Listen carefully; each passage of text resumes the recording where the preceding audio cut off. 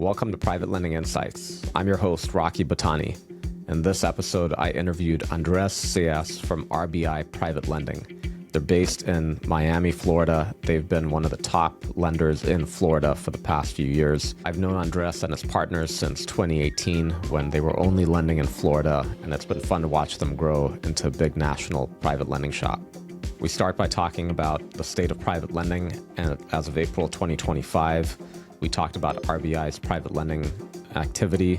We talked about capital markets, a little bit about the company and their history, and we finish off talking about Florida and all the challenges that they're seeing, and we talked about the different markets in Florida. I hope you find this episode to be insightful. Let's get started. Andres, thank you for joining me. How's everything with you and RBI Private Lending in Miami at this time?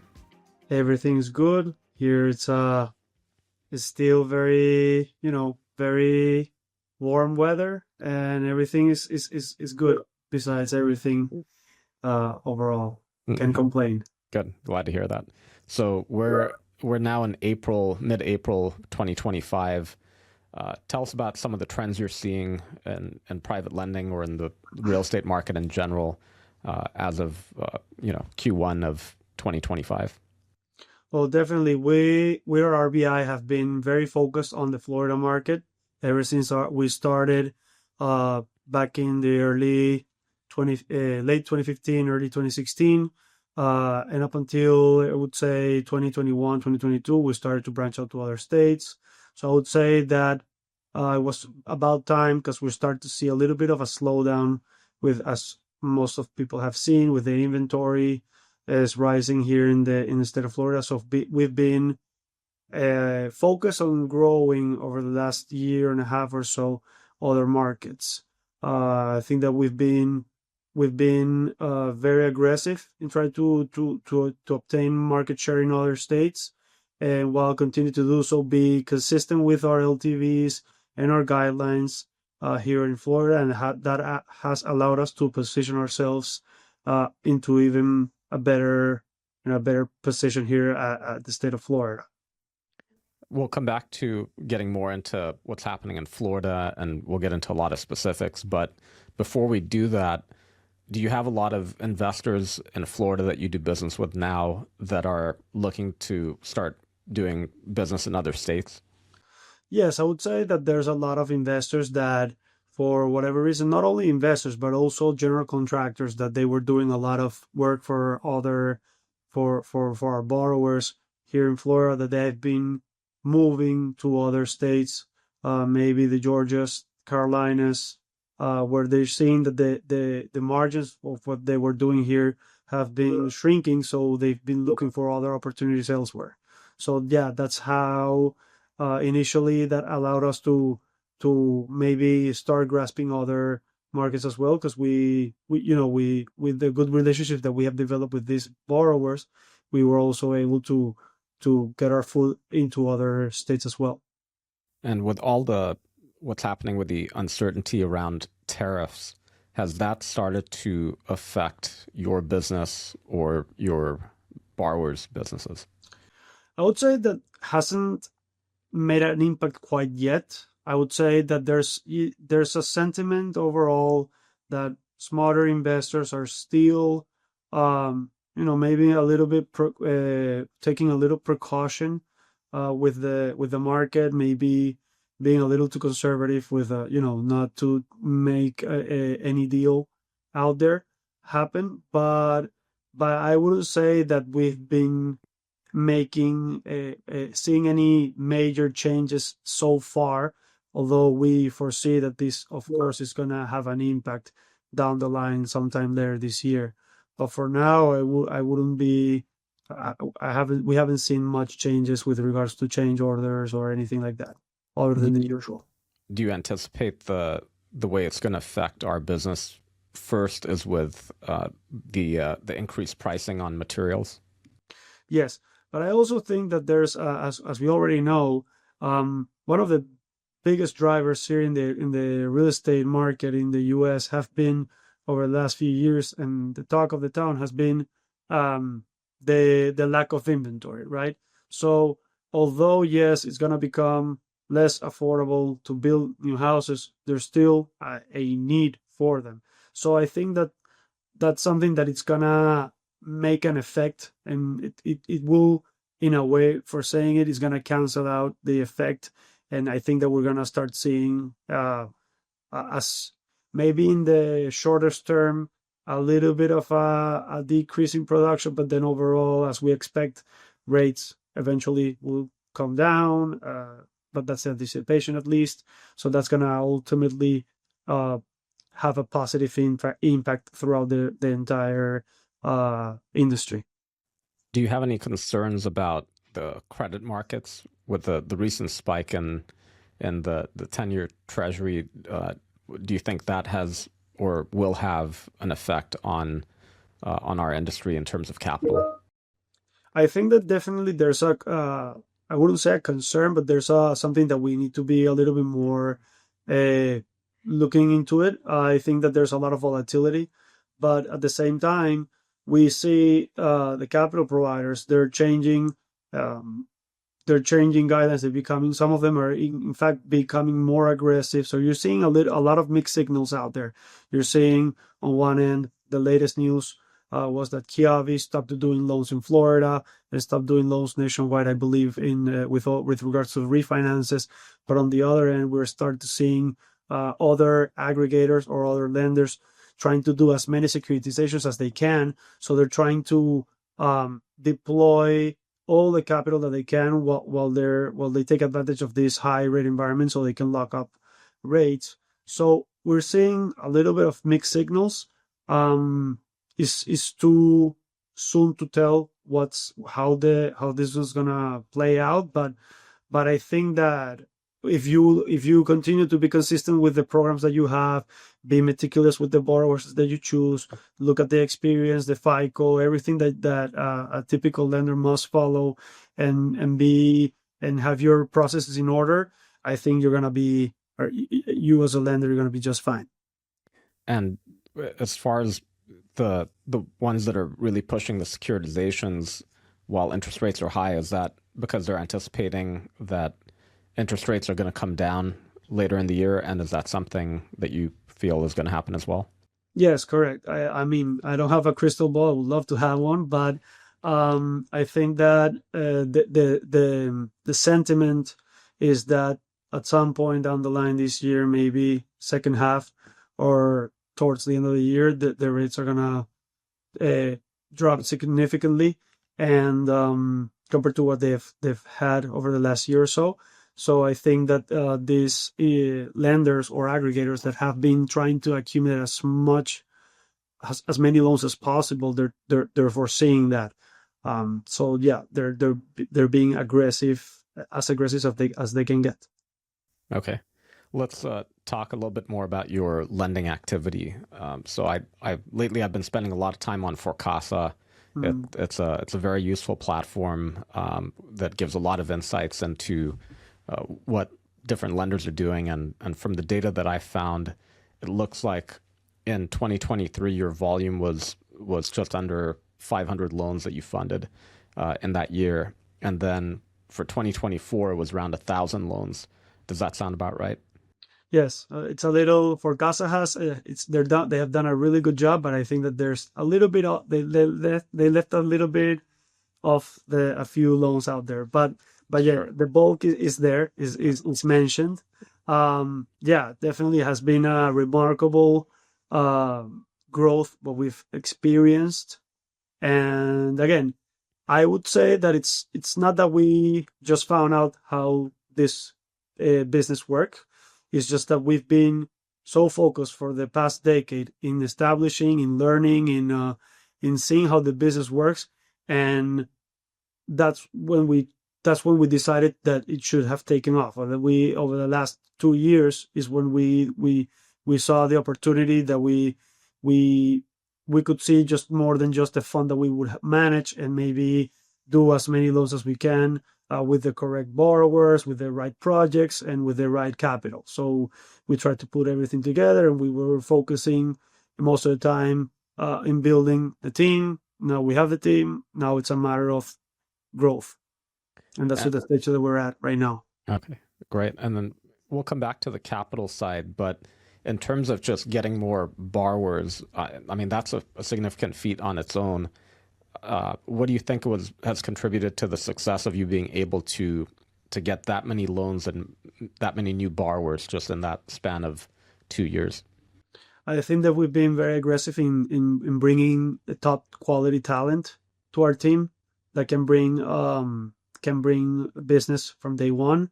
I think that we also offer a lot of support for our team. We provide a lot of leads. We provide, again, being in business, especially in Florida where we're from, allows us to. There's a lot of word of mouth. People know who we are, so that it's a snowball effect, and that has really paid off well for us. So I would say that a little bit of combination of everything. And And of course, the product is as good as anybody's out there, at least for our RTL program. It's just a matter that we've been focused so much and obsessed with the quality service and the customer retention, which we all know that this is key in this business. and in terms of growing the team, you just mean that you have different loan officers or sales representatives in different areas? Yes, we've brought a lot of salespeople in the state of Texas. We brought someone in the state of Georgia. We brought another person in North Carolina, and we've been adding pieces that can bring us volume in the key markets where we really want to be a part of, and we want to put our name and be consistent in those markets. Okay. And let's talk about the types of loans. Are you 100% focused on RTL, residential transition loans, or do you do long-term rental loans as well? We do, I would say the vast majority of our loans are RTL. We do have an appetite for DSCR that has been growing. The only reason that we really launched the product initially, and that was late last year, was because a lot of our borrowers were asking for this product that they would finish a flip. They might want to turn into a DSCR. So we started that way. We have the capacity to do a lot of production there, but in reality, what we've been focused so much is the RTL. I think that that's what most of our investors know us for, and that's where we expect the growth to continue to be. Okay. And for people out there who don't know the term RTL, it just includes anything that's a short-term loan, essentially. So you have a standard purchase or refinance bridge loan that doesn't include any renovation or construction. Then you have your fix and flip, or it could be a rehab to rent. And then you have your ground up construction. So with those different types of loans, could you break down the percentages of, what percentage of your total loan volume is construction versus rehab versus just a short-term bridge loan? Definitely. Right now, out of the entire RTL production, we have 60% is construction, ground up construction. Then we have another 30% that is fix and flip, and then we have a 10% that is a stabilized bridge. Okay. And with stabilized bridge, what types of scenarios are you seeing that in? Is it where people finish a project and then they need some cash out, or are they just looking for purchase money? What are some of the different scenarios? The bridge loan is a very unique product because it has so many uses. We see a lot of finish up constructions. The loan is maturing with another lender, and they need a little bit longer term to sell the property. So that's one use. Another use could be someone that bought a house in pre-construction phase, and they put all the down payment, and now all of a sudden they need to bring the rest of the money to the closing, and for whatever reason, either they're foreign nationals or they didn't plan accordingly to get the rest of the financing in order with time. They need the rest of the funds to close, or otherwise they will lose their deposit. So that's another very typical use of our bridge loan program, especially here in South Florida. There's a lot of use for that in the new condos that have been built over the last decade or so. So we're seeing a lot of activity there. A lot of Lennar homes, they do that as well. They want to close by a certain date. Either you close or you lose the deposit. Another one could be an investor that is cashing out and use the proceeds to purchase another property. So it's a little bit of a combination of everything. I think that the bridge has always been a very unique product. But again, it's curious because we started the business and in reality, 100% of our loans were bridge when we started. Right? I believe that we met back in the day. And we saw that there were so many ways that these investors would use the bridge. But at the same time, we've been shifting our focus to more projects where it's a win-win situation for both ends. And in fact, when we get a bridge loan in today's world, we want to make sure that there's a clear exit strategy, even if it's a purchase that we're closing in and we're going to they're going to use our funds just for a few months. We want to make sure that they're going to be able to refinance just after a few months, whether it's a DSCR or whatever. We're going to calculate that because we want to make sure that it's a healthy transaction on both ends, for us and for the borrower especially. So you don't want to get stuck with the loan for longer than, let's say, 12 months. Exactly. Mm-hmm. Okay. And with the ground-up construction, I mean, that's remarkable that it's 60% of your total loan volume now. With these ground-up construction projects, are they typically just one single house? Are they multi-developments? Tell us a little bit more about the types of projects there. Yes, I think that it depends on the location where we're seeing the production. I think that if we go, for example, to the west coast of Florida, it's more scattered lots. But when you go to other communities in other places, like for example in Houston, Texas, we get a ton of loan requests where they're buying a large parcel of land, they're subdividing it, replatting it, and they want to do multiple properties side by side. So it all depends on the location.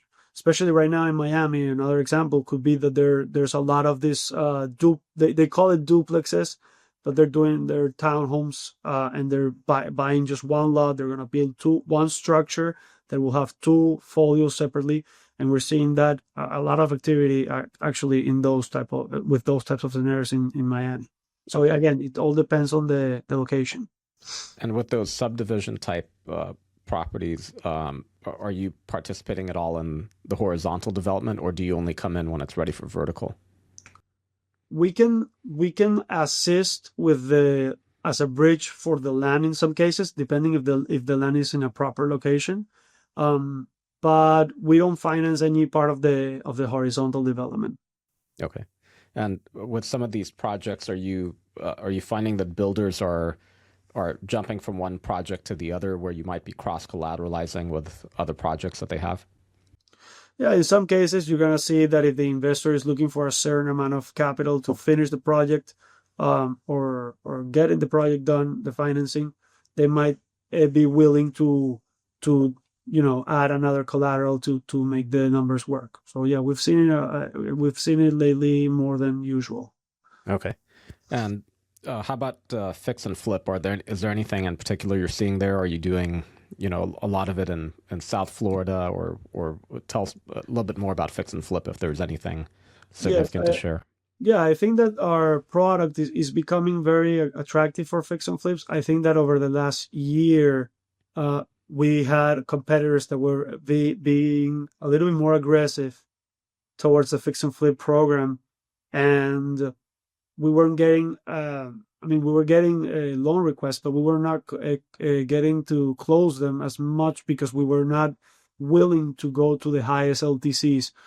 We've seen, some local lenders that would do 95 LTC or 90 LTC, 100 rehab for maybe a very limited experience borrower.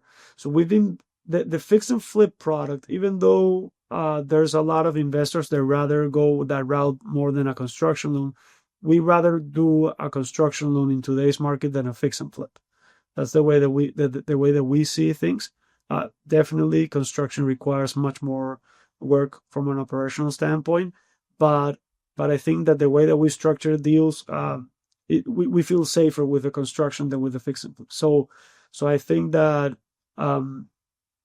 the fix and flip have been the ones that we've been seeing are still the ones that are penciling out, because we haven't been going to the highest highest leverages unless the borrower is extremely experienced. So what leverage point are you at? Are you at 85% purchase, 100% rehab? Yeah, we do the highest that we can go to. It's 90 LTC.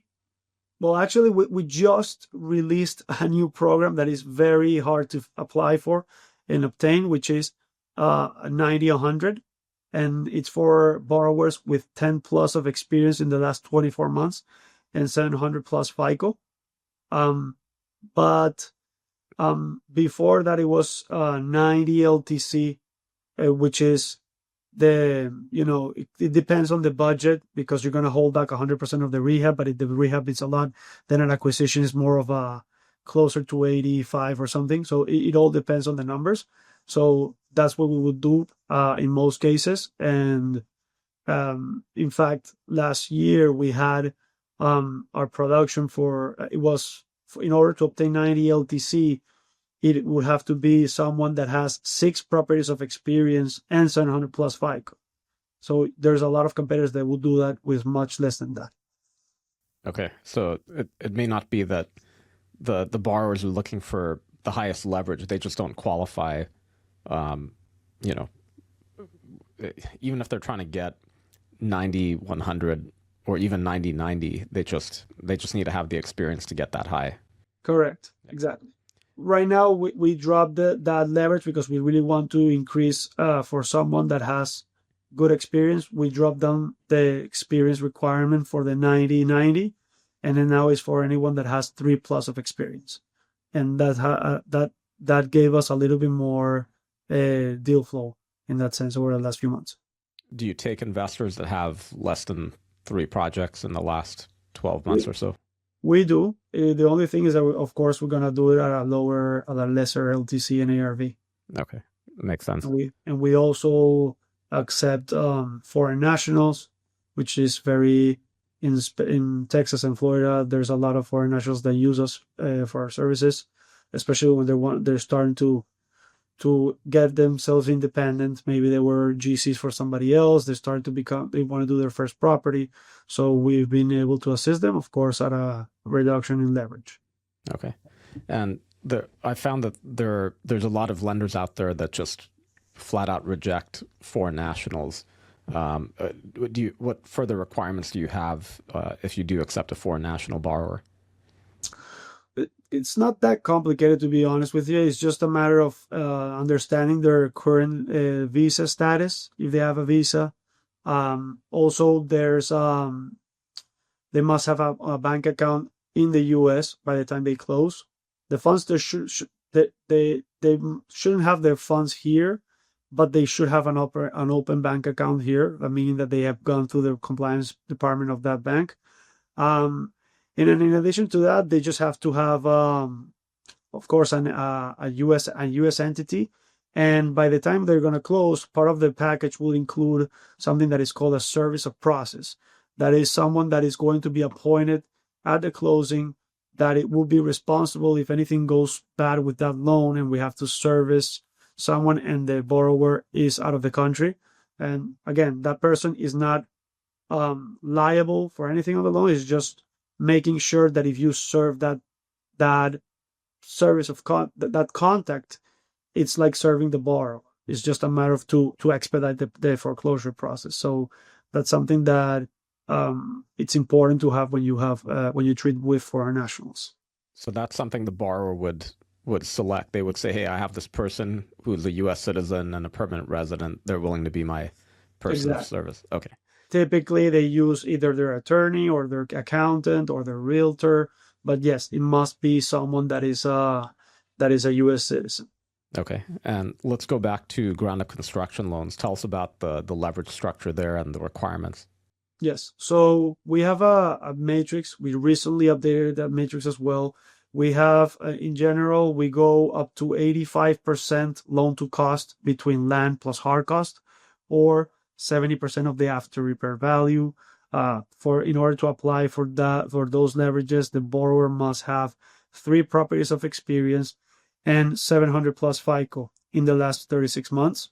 However, we have a special program that we just launched that we can go up to 87.5% LTC and 70% ARV if the borrower has 6 plus of experience and 700 plus FICO in the last 36 months. Now, the only caveat with that specific program is that we can only do up to $750K in loan amount. We don't want large transactions of $2 million at 87.5 LTC because, of course, they represent more risk. And when I'm talking about transaction, I'm talking about in reality of per property. So you can do a blanket mortgage of, let's say, 3 properties of $500,000 each. That will be a total of 1.5 loan amount, and they can still if the borrower qualifies, you can still obtain the 87.5 LTC.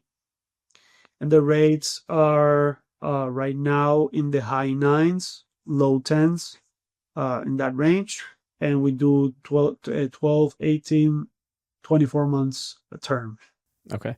And if leverage is not the biggest concern for the borrower, can you go higher on the loan amount? Yes, we can go up to 5 million on a daily basis on loans. After 5 million, we're probably gonna have a second look with our committee, and anything, and I would say that up to 10 million is where we're at right now. Anything above 10 million, it has to be a very unique deal for us to be something that we feel comfortable, because we rather do diversification. Okay. But when you say 5 million or 10 million, are you talking about to one borrower with multiple properties? No, I'm talking about per property. Okay. Per property. We're talking about a concentration of borrowers. We can go much higher than that.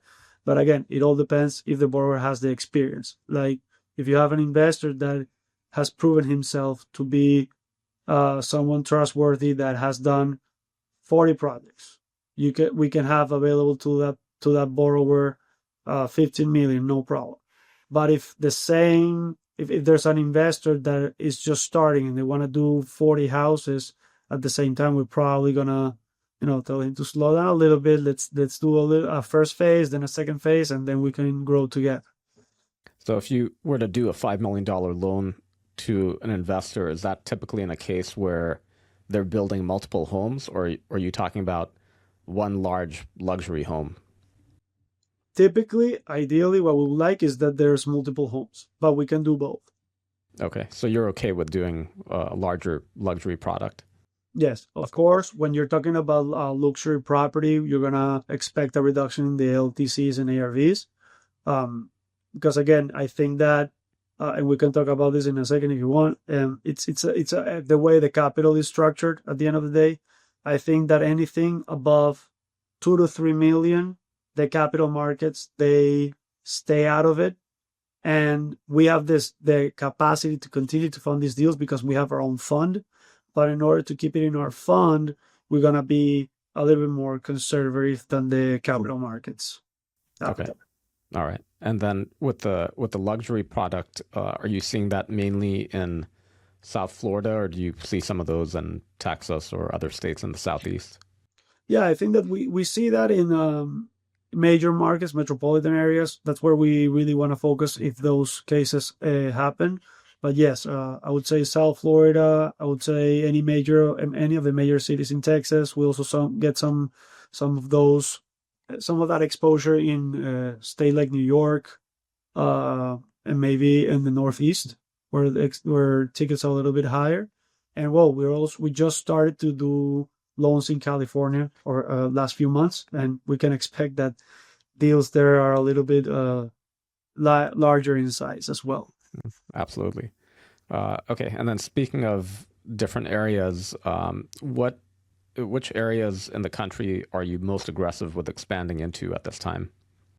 Yeah, I think that right now we're extremely focused in the Sun Belt and Northeast. And at the same time, we just started starting doing loans in California. So I would say that if we have to choose besides Florida, of course, our main focus right now would be Texas, California, and then the Northeast. And within the Northeast, are we talking New York Metro or New England or? New England area. Okay. How about the DC area? Is that attractive or of any interest? There's interest, but it also depends on the market. Right now, there's a lot of, for example, in Maryland, there's a slowdown with regards to the process for foreclosures. So we take a little bit of a more conservative approach. We still are doing loans there, but you might expect a reduction in LTC of 5% or whatever.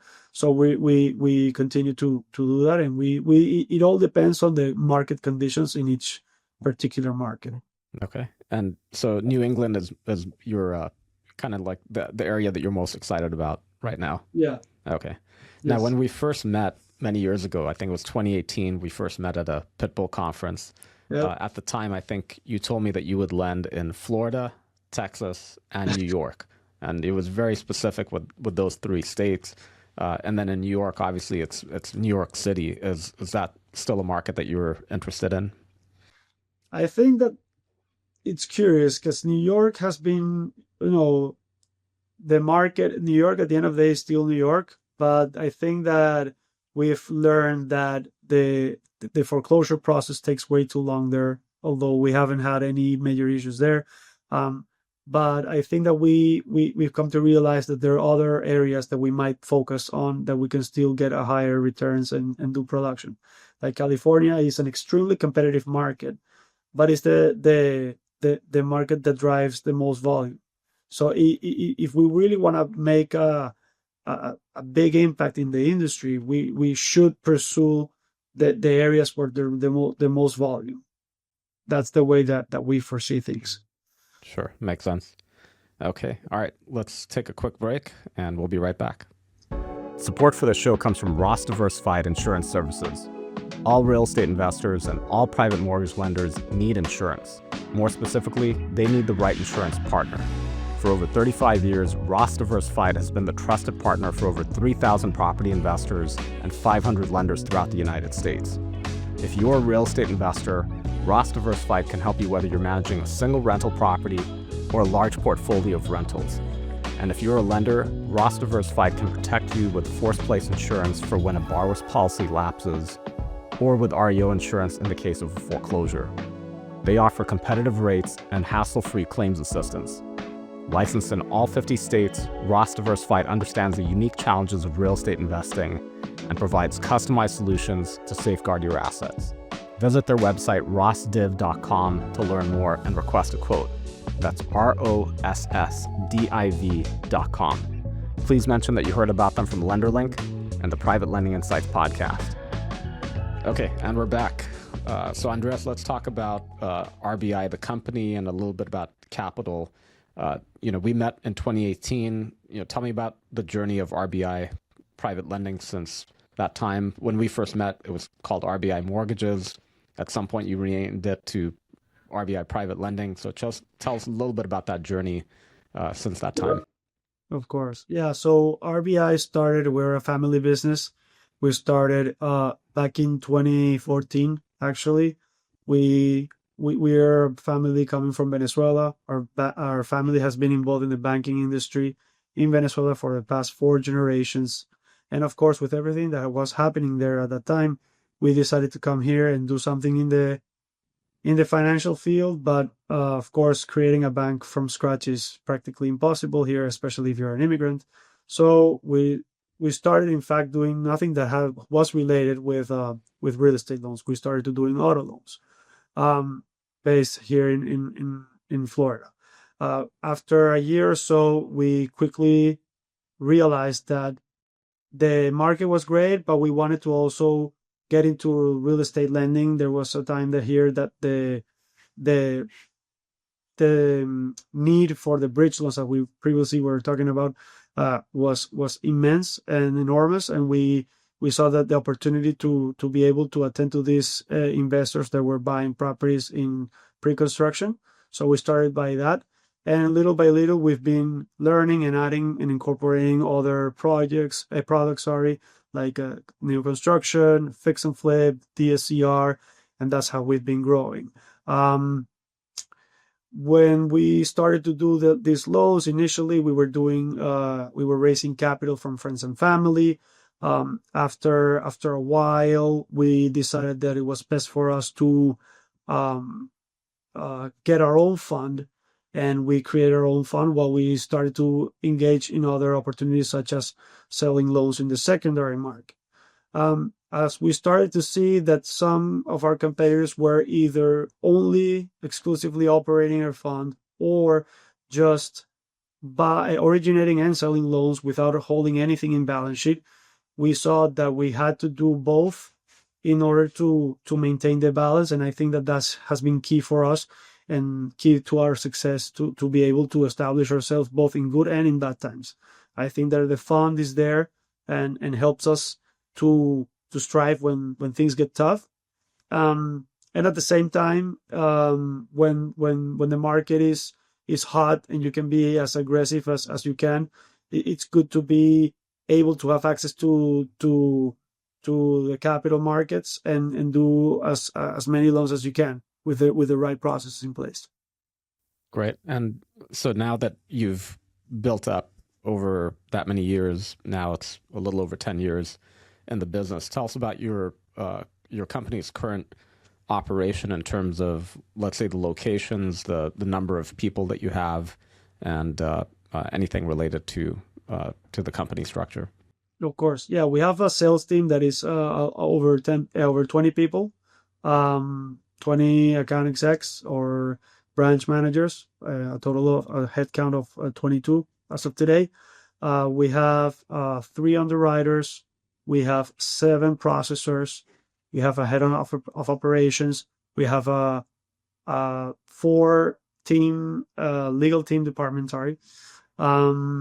We have a 3 people. What is it called? Draw department. Sorry.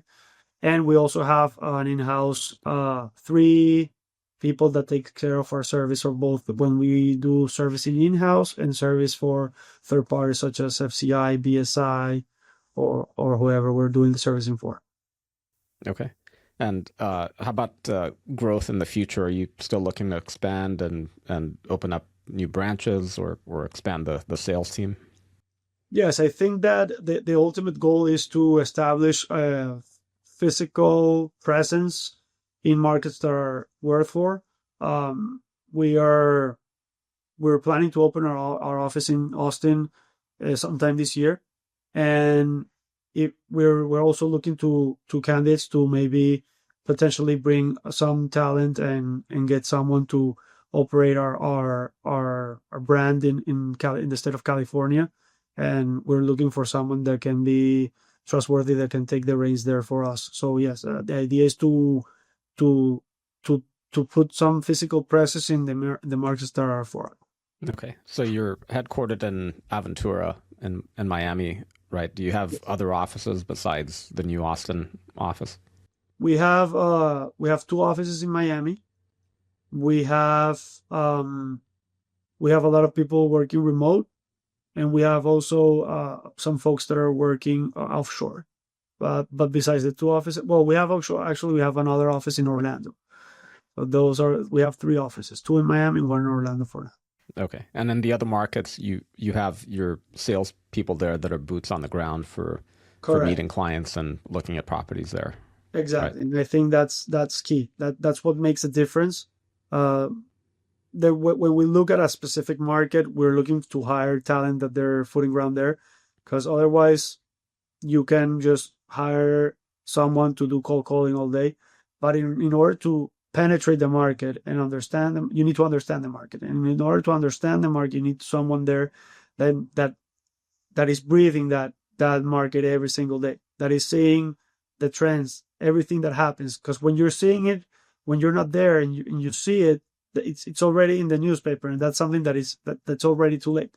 That already the time passed. Like, for example, today is becoming over the last few months is becoming common to hear about the West Coast in Florida. We've been here in playing in this field for the last 3 years. We've been sitting with borrowers on a daily basis, pretty much, hearing about that they want to build a house in the West Coast of Florida. We knew that this was going to happen. So in order to understand this, you need to be there. So I think that's critical, that when you want to develop a specific market, you need to have someone that understands the market really well. Well, that's a good segue into the next section of this interview, which is to talk about Florida. Because RBI Private Lending is one of the top lenders in Florida in terms of loan volume, and has been for a while, in the top 5, I believe, at this time. So let's talk a little bit about the Florida market overall, and what's happening there, and then we'll break down into different regions. But when people think about Florida, the first thing they think about for the most part is insurance. So tell us a little bit about the insurance situation and what that means for private lending moving forward. Yes. No, I think that it's, again, the insurance has been something, a hot topic over the last year and a half or so. It's becoming more and more complicated, especially when you get into the hurricane season. I think that us as lenders, what we've been taking is a very conservative approach, especially with larger luxury properties. We demand higher than usual, or higher in some cases there are competitors for insurance coverages, and in some cases that kills the deal. But I think that it's the moment that you have to put your foot on the ground and say that we want to do this deal, but it has to be the right way. And I think that has been critical for us. I think that insurance is the main problem, and that's why also we like, as we mentioned earlier, we like more construction loans, because you start to see that when you talk about builder's risk, it's easier, and it's easier for a deal to pencil out with a new construction rather than on a fix and flip. So that's why you start to see that premium has a lower level of incidence when it's a construction than versus when it's a fix and flip. So that's a little bit of why the strategy that we've seen that is allowing us to grow the construction loans more than the fix and flips. And with the new construction projects in Florida, have there been all these new construction standards that have developed in the last few years as a result of all the natural disaster or weather events that make it easier for a newer constructed home to get insurance at a more reasonable premium than your older properties? Exactly. Yeah, like you see it going back to the West Coast. You see that last year 2 horrible hurricanes hit the area, and when you're gonna go and get a house there to flip it, it doesn't make any sense to flip it. You might be better off tear it down and build it from the ground up, because the codes are gonna have been updated, and if you're gonna elevate the house to a certain standards, then the insurance is gonna be much more affordable for their customers. So exactly, that's one of the clear examples that we've seen that construction makes more sense than fix and flip. Okay. And do you think that the high insurance costs have driven people away from investing in Florida because they just don't want to deal with that higher cost? It doesn't make sense, or are there other reasons why Florida might not be as attractive as a market as it was a few years ago? No, I think that in addition to the insurance, there is this sentiment that the rates are high, although they're higher than they were compared to last 2 years ago or 3 years ago, but they're not historically high, right? But we've been with a lower rate environment for so long, up until mid 2022, when they started to rapidly have gone up.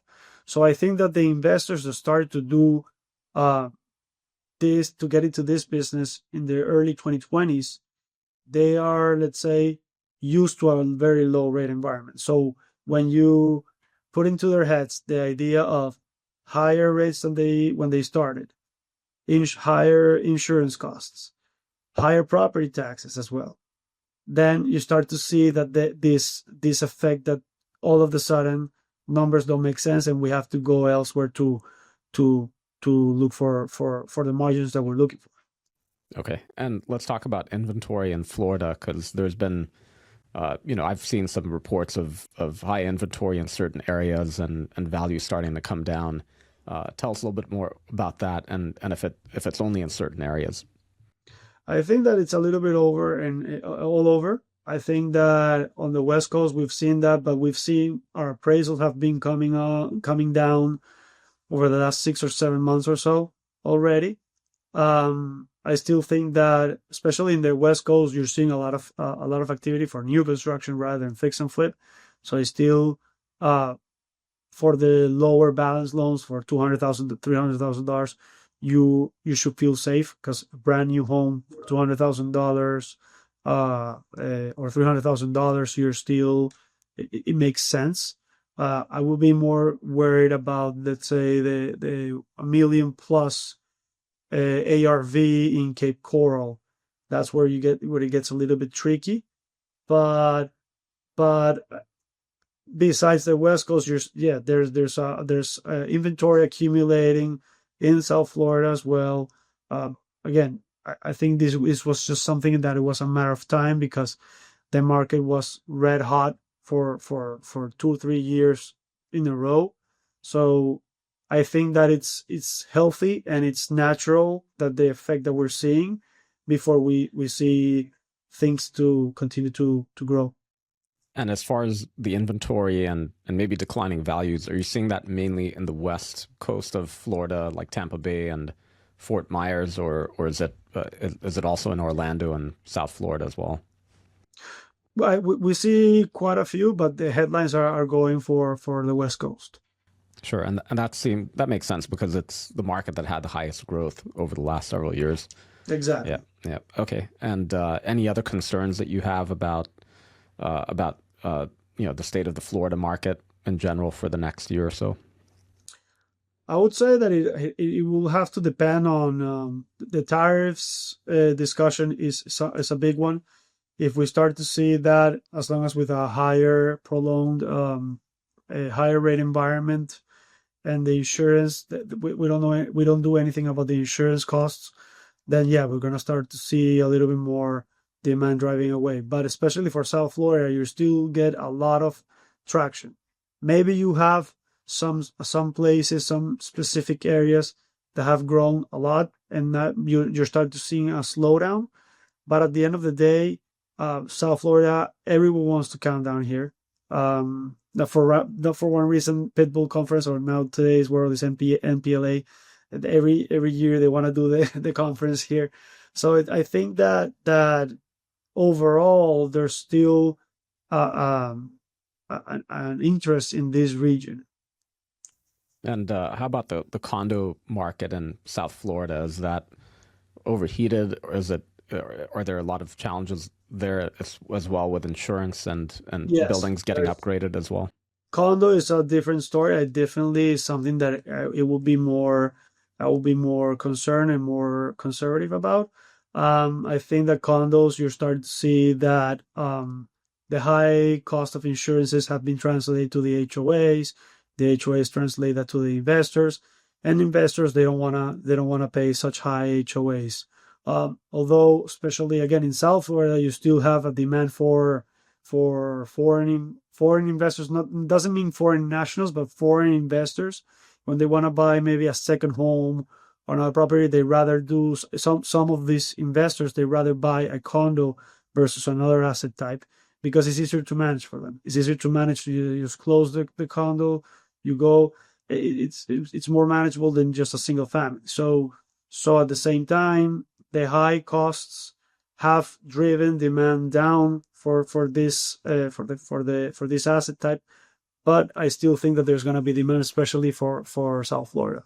Okay. And final question before we wrap up: which parts of Florida are you most excited about lending in? at this time in 2025 and maybe for the next year as well? That's a good question. I think that we are focused on, we're trying to grow our brand in the Central Florida, around Orlando area. I think that suburban areas to Orlando, although they've been hit hard with the inventories, is the moment to maybe get a little bit more traction there. Because at the end of the day, you want to still find, it has become very, very expensive to live in Miami, Orlando, or Tampa. So if you can find ways to create housing for these individuals that have had to move out, I think it's a good opportunity for them, for us as well. And between Orlando and Tampa, there's this market of Lakeland. Is that a desirable area for you? Yes, Lakeland is included in that list for us. Okay. Of course. And how about Jacksonville? What are your thoughts on that market? Jacksonville is a tough market. I mean, I think that there's a lot of has had a lot of slowdown. I think that there was a lot of wholesalers are sending deals from Jacksonville. There's a lot of old inventory, and there's quite nicer areas where there have been good developments, but there you just start to see the blossoming those new areas. So it's as a lender, as you know, it's very tough to come and get a deal where the appraisal shows you comparables that are either 2 years old or 5 miles out. So you still see that when you're dealing with a nice area in Jacksonville. But other than that, the smaller balance loans are still something to think about. At the end of the day, it's more about the borrowers. If the borrowers they know what they're doing, and we can verify the experience and their credit history, I think that we put the trust in them. They know the market, and yes, we continue to monitor the situation as we go. And how about the northwest side of the state, like Tallahassee and the Panhandle? Yeah, we don't get too much traction there, to be honest. Okay. All right. So focus for the foreseeable future is Central Florida is what you're looking for. Yep. Okay. Okay, great. With that, thank you for all your time, and appreciate you joining me. Thank you, Rocky. Thank you for the invitation. You got it. And that's a wrap for this episode of Private Lending Insights. RBI Private Lending is listed on privatelenderlink.com. I put a link to their profile in the description. You could learn a lot more about their guidelines there, and you could reach out to them by calling, sending them an email form, or a detailed loan request form. RBI pays us a monthly fee to be listed on the platform, so there's no fee for you to reach out to them through us. Please be sure to tell them that you heard about them from LenderLink and Private Lending Insights. I hope you found this episode to be insightful. Thank you for tuning in and listening all the way to the end. We've got lots of great episodes lined up. We're trying to do 4 per month or 1 per week, depending on how the schedule plays out. So stay tuned to Private Lending Insights.